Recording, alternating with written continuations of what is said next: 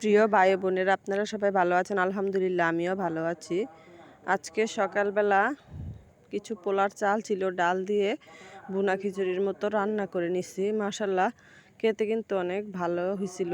সকালের নাস্তাটা শেষ করে কিন্তু দুপুরের জন্য রান্নার প্রস্তুতি নিয়ে নিছি। আজকে রান্না করে নেব সকালবেলা লতি শুটকি দিয়ে, লইট্টা শুটকি আর মিষ্টি আলু দিয়ে, আমরা খাটাই বলি, মিষ্টি আলু দিয়ে আর টক দিয়ে কাঁচা ডেওয়া দিয়ে টক রান্না করব। এটা খেতে কিন্তু মাশাল্লাহ অনেক ভালো লাগে। আর রান্না করে নিব করলা চিংড়ি মাছ দিয়ে, ছোট গুঁড়ো চিংড়ি দিয়ে রান্না করে নেব। তো শুটকিগুলোকে ছেঁচে নিছি, তা না হলে শক্ত শক্ত লাগে অনেক। আর এই ডেওয়াটা কেটে মিষ্টি আলুর মধ্যে দিয়ে দিব। বিকাল দিকে আজকে যাব ঘুরতে আমাদের এখানে, মানে গ্রামে, 2 গ্রামের মাঝখানে, মানে চরের মতো জাগছে। এখানে কিন্তু অনেক বছর ধরে, কিন্তু আমি কিন্তু এই গ্রামে আসার পরে কখনো এই জায়গার মধ্যে যাওয়া হয় নাই। আজকে যাব। এখানে আবার আমার এক ননাস বাড়ি করছিল, তারপরে ওখান থেকে আইসা পড়ছে, কারণ ওখানে যাতায়াতের অনেক অসুবিধা। নৌকা ছাড়া তো কোনো যাওয়াই যাবে না। আর হয়েছে ঝড় তুফান আসলে একা মানুষ থাকতে হয়, ছেলেমেয়েরা সব থাকে, মেয়ে নাই ছেলেরা সব থাকে। মাদ্রাসা দিয়ে আমরা চলে গেছি এই চরের মধ্যে। সেখানে কিন্তু মানে মাঝখানে জমিটা জাগছে, চরটা, আর 2 সাইডে কিন্তু নদী। নদী পার হয়ে তারপরে যেতে হয় গ্রামে, অন্য গ্রামে না। আর মাঝখানে এটা, আর আসতেও কিন্তু নৌকা ছাড়া এখান থেকে আসাও যাবে না। আর যারা সাঁতার জানে সাঁতার কেটে আসতে হবে। এখানে যারা কৃষিকাজ করে, এখানে একজনই অনেক পরিমাণে কৃষিকাজ করে সহজে। ওইখানে বেশি মানুষ কৃষিকাজ করে না। ওইখানে ঘর একটা তুলে নিছে, যাতে ওইখানে মানে সব ফসলাদি রাখতে পারে যখন বৃষ্টি আসবে। না হলে তো সব ওইখানেই পচে যাবে, কারণ রাখার কোনো জায়গা নেই। নদী পার হতে হবে, তারপরে আসতে হবে গ্রামে। ওখানে কোনো দোকানপাট কিছুই নাই। ওখান থেকে বাড়ি ছেড়ে আইসা পড়ছে। এই যে নৌকা দিয়ে আমরা যাচ্ছি ওইখানে। ওখানে নাকি জাম গাছ আছে, ডেওয়া গাছ আছে, তারপরে আম গাছ, নারিকেল গাছ। এগুলো যখন তারা ছিল তখন লাগাইছিল এগুলো। মাশাআল্লাহ এখন অনেক বড় হয়েছে। আমরা কিছু জাম আনার জন্য যাব। জাম গাছের মধ্যে একদম পুরা পেকে লাল হয়ে আছে। এই যে এই ঘরটা তুলছে, এখানে ফসলাদি রাখা হয়। আমরা মনে করছিলাম এখানে কোনো মানুষই নাই, কিন্তু এখানে তো ফসল আছে, আলু নাকি আছে। তার জন্য এখানে দেখলাম 3জন পুরুষ মানুষ মানে পাহারা দেয়, এখানে থাকে দিনেও, সারাদিন এখানে থাকে।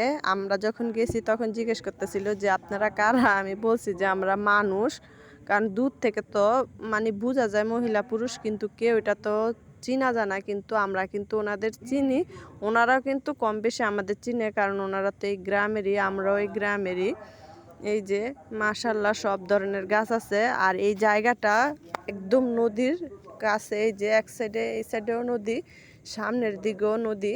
নদীর উপরে কিন্তু এই চরটা জাগছে। আর এখানে ওনারা মানে মাটি বরট করে বাড়ি বেঁধে ছিল, ঘর তুলে। তার জন্য এই জায়গাটা কিন্তু জমি থেকে মাশাল্লাহ অনেকই উঁচু। পানির সময় মনে হয় যে চারো কাছারি পানি থাকতো, আর মাঝখানে মনে হয় কোনো রকম অনেক কষ্টে মনে হয় এখানে বসবাস করত। তার জন্য এখান থেকে কিন্তু বাড়ি ছেড়ে চলে আসছে, বাড়িঘর নিয়ে চলে আসছে। এই যে জাম কুড়াইতেছিল, আমি কিন্তু একা যাইনি, আমার যেইও গিয়েছিল, আর ভাতিজাও গেছিল। ওই গাছ থেকে পাত পেরে ব্যাগের মধ্যে নিতেছিল। আর আমরা এখানে বেশি পেকে যায় সেগুলো তো পাখি টোপর দেওয়ার আগেই মানে পড়ে যায়, সেগুলো কিন্তু ভালো আমরা কুড়িয়ে নিতেছিলাম। মাশাল্লাহ কুড়ায় কিন্তু অনেকগুলো পাইছে। আর এগুলো কিন্তু বড় বড় থাকে, কারণ পাখি তো বেছে বেছে যেগুলো বড় আর পাকা থাকে সেগুলোই খায়। এই যে কি সুন্দরের গাছ। আর এখানে দেখলাম যে ডেওয়া গাছে এত পরিমাণে সুন্দর ডেওয়া, আর ডেওয়া গাছের মধ্যেই পেকে আছে। এই যে চারদিকে কিছু জমিন, এখানে কিন্তু ভুট্টা লাগানো হয়, তারপরে আলু লাগানো হয়। বেশিরভাগ এই চাষগুলো এখানে করা হয়। নৌকা ছাড়া তো এখানে কোনোভাবে যাওয়াই যাবে না। আর যাদের নৌকা আছে তারাই কিন্তু এখানে সবসময় এসে কাজ টাজ করে, তারাই এখানে জমি টমি করে। না হলে কিন্তু অন্য কেউ এখানে মানে কাজ করে না, কারণ নৌকা ছাড়া তো এখানে আসাই যাবে না। আর বৃষ্টি হলে তো কোথাও যাবে তার কোনো নেই। এখানে কিন্তু অনেক রিস্ক, যখন নাকি কেউ কাজ করতে যায়, ঝড় তুফানের দিন যখন অনেক ঝড় তুফান হয়, তখন কিন্তু মানুষ মানে তাড়াতাড়ি করে বাড়ি আসতে হয়। না হলে কিন্তু মানে বিদ্যুৎ চমকালে মানুষের উপরে বিদ্যুৎ পৃষ্ঠ হওয়ার সম্ভাবনা থাকে। আর এই যে পাকা ডেওয়া গাছ থেকেই খেয়ে নিলাম, ধুতে হয় নাই। মাঝখানেরটুকু দেখলাম যে মাশাআল্লাহ অনেক পরিমাণে মিষ্টি, আরও কিন্তু এই যে জাম পাড়তেছিল আর গাছে বসে বসে খাইতেছিল। আমি বললাম যে আমাকেও দাও, যে দেখি কেমন খেতে। পরে ও গাছ থেকে দিল কিছু কাঁচা পাকা মিলিয়েই, কারণ এগুলো আর ওখানে তো যাওয়া হবে না, এগুলো কিন্তু পরে নষ্ট হয়ে যাবে। তার জন্য আমরা নিয়ে আসছি যে ঘরে রেখে দিলে পরে পেকে যাবে। পরে এগুলো পাড়ার পরে থেকে যখন গেছি তখন কিন্তু মাশাআল্লাহ অনেক রৌদ্র ছিল। পরে আস্তে আস্তে দেখি আকাশে মেঘ জমতেছিল, ভার করতেছিল, বৃষ্টি আসবে। আমি একটু হেঁটে চারপাশ দেখতেছিলাম, এখানে কিন্তু অনেক বিদ্যুতের খুঁটি যেগুলো আঁকাবাঁকা হয়ে আছে। আর এই চরটা যদি মাঝখানে না থাকতো তাহলে এক গ্রাম থেকে আরেক গ্রামে যখন যেত মনে হয় নদীর মাঝখানে এই খাম গাড়তে হইতো। এখন তো এটা থাকার কারণে এটার উপর দিয়ে এই যে কত কত কারেন্টের খুঁটি দেখা যাইতেছে। তারপরে এই যে পাশের গ্রাম চালিবাঙ্গা, যেটা ব্রিজ হইতেছে যে গ্রামের, ওই গ্রামটা এটা। আর মাঝখানে এই চরটা, তারপরে কিন্তু আমাদের গ্রামটা। এই যে আকাশে কিন্তু আস্তে আস্তে মেঘ জমতেছিল। আর মাশাআল্লাহ জাম গাছটা কিন্তু বিশাল বড়। এই যে এই গাছটা দেখা যাইতেছে এটা কিন্তু পুরাটা একদম জাম গাছ।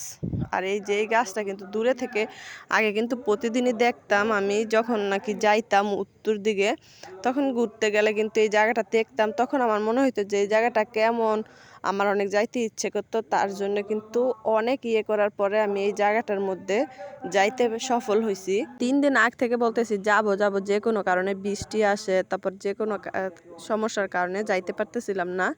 তারপর ওই গাছে নেমে এই ব্যাগের মধ্যে নিয়ে নিছে, আর ওই কিছু পাকা নিতেছিল হাঁটবে আর খাওয়ার জন্য।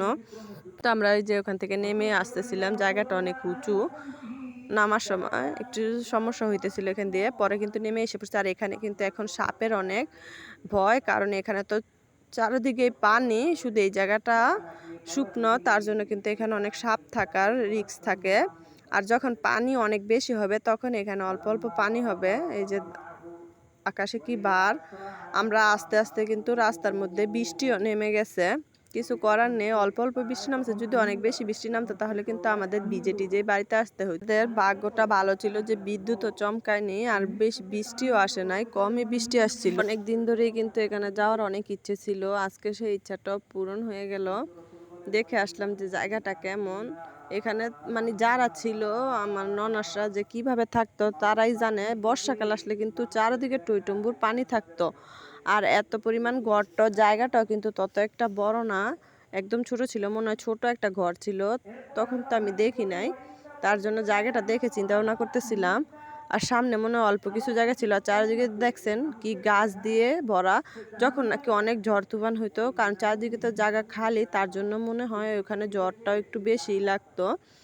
এই যে আস্তে আস্তে কিন্তু বৃষ্টির ফুটাই যে পড়তেছিল, শরীরেও পড়তেছিল অল্প অল্প কিছু। পরে বাড়িতে আইসা এই যে আমার ভাতিজি কি সুন্দর করে আম সত্তা বানাইছে, আমিও কিন্তু বানাইছি, কিন্তু ওরটা কেমন কমলা কালার আছে আর আমারটা কিন্তু কালো হয়ে গেছে। আমি জাল করে বানাইছিলাম, ও নাকি জাল করে বানাইছে। আর এখান থেকে পাকা জামগুলো কিছু বেছে নিচ্ছে, এই পাকা জামগুলো দিয়ে ভর্তা করব। আর যেগুলো নাকি অল্প একটু মানে লাল হওয়া আর কিছু বাকি আছে সেগুলো রেখে দিছে, যাতে পরবর্তীতে পাকলে আবার খাওয়া যায়। তারপরে কিন্তু সবাই মিলে খেয়ে নিলাম। ভর্তাটা খেতে কিন্তু মাশাআল্লাহ অনেক ভালোই লাগছিল। আজকে এই পর্যন্তই। আল্লাহ হাফেজ। আমার ভিডিওটা যদি ভালো লেগে থাকে আমার চ্যানেলটাকে সাবস্ক্রাইব করে আমার পাশে থাকবেন। আল্লাহ হাফেজ।